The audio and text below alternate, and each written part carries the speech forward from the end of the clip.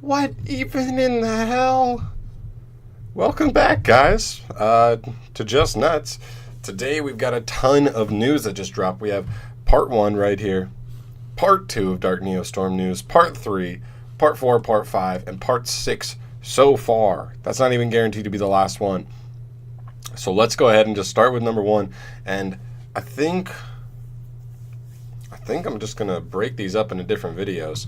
So this one I'm probably gonna break up into by parts, 2 at a time. So let's at least start. Let's just go. Let's take it by year, and then we'll decide what we're gonna do. All right. So Dark Neostorm remaining cards, part 1.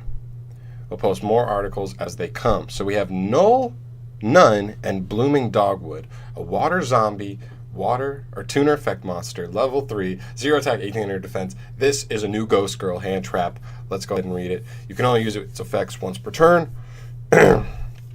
Quick effect, you can discard this card to apply this next effect for the rest of the turn. Each time your opponent special summons an effect monster during the main phase or battle phase, you gain life points during the current attack of that monster, equal to the current attack of that monster or monsters. If you do not gain life points with this effect, have your life points during the end phase. So it's sort of like a maxi, but not nearly as good. I mean, listen, life points are good, especially against certain decks that really span the field like that. But I feel like for the most part, if they're going to build a board that you're not going to be able to break through, because this does not help your advantage at all. So if they build a board that you can't break through, eventually they're just going to beat the life points out of you, no matter how many you gain. You can go up to 30,000 life points, and they say, I don't care because I have 8,000 on the board. Give me 3 turns with a battle phase, and you just lose. So it's a stally card more than anything. So I don't know. It doesn't actually stop your opponent from doing anything like Max C actually does. But it's interesting. So let's go ahead and take a look at the second volley here. So we have XYZ Slidolphin. Okay. It's a water sea serpent effect monster, level 4, 1200 attack, 1800 defense. You can only use both of its effects once per turn each. If an XZ's monster is special summoned to your field, you can special summon this card from your hand.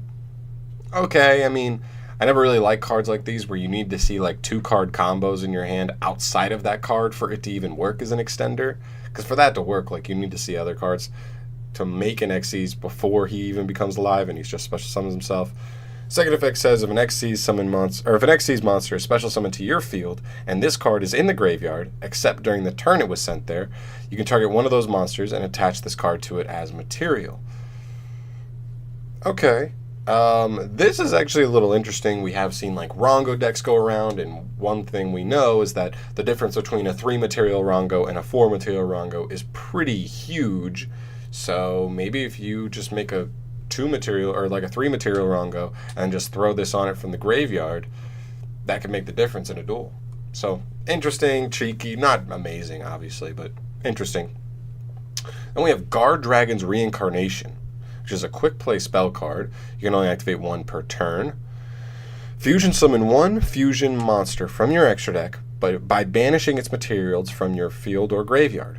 Only link monsters can be used as fusion material for a fusion summon using this card's effect. Okay, so that's the stigma. But it is a weird extender because some of these plays, I mean, you think about like, I don't know, Orcus or those archetypes that really link up where you go like, I guess like Crusadia is a good example where you literally go like Magius into Regalius to Equimax, and now we have the new Crusadia, the Link 4, and you end up with multiple engrave.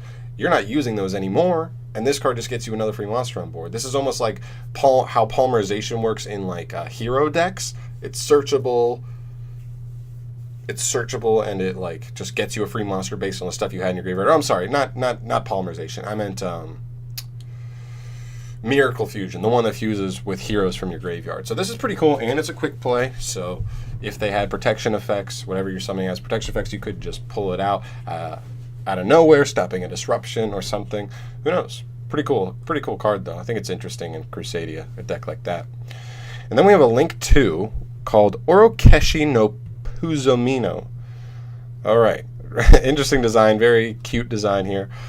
He's a light spellcaster. Link effect monster. Link 2, 1300 with a down and right arrow. So he does point down, which is nice, almost underclock-esque, I believe, but underclock is left and down. You can only use both of his effects once per turn each. If a monster that has a level is special summoned face up to your zone this card points to while you control this monster, you can declare a level from 1 to 8, and that monster's level becomes that until the end of the turn. Interesting for more synchro-based decks. Nothing crazy, but sometimes that level modulation could be huge. And I'm sure this card could be abused in certain combos. Certain decks that play crazy combos and you're just trying to make an insane...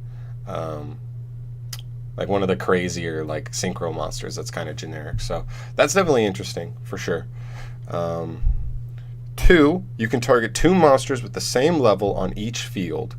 Destroy them. That's pretty interesting.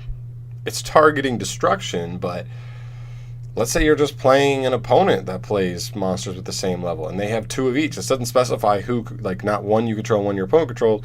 Your opponent could just have 2 level 4s, and you just erase them both right off the field. That's pretty interesting.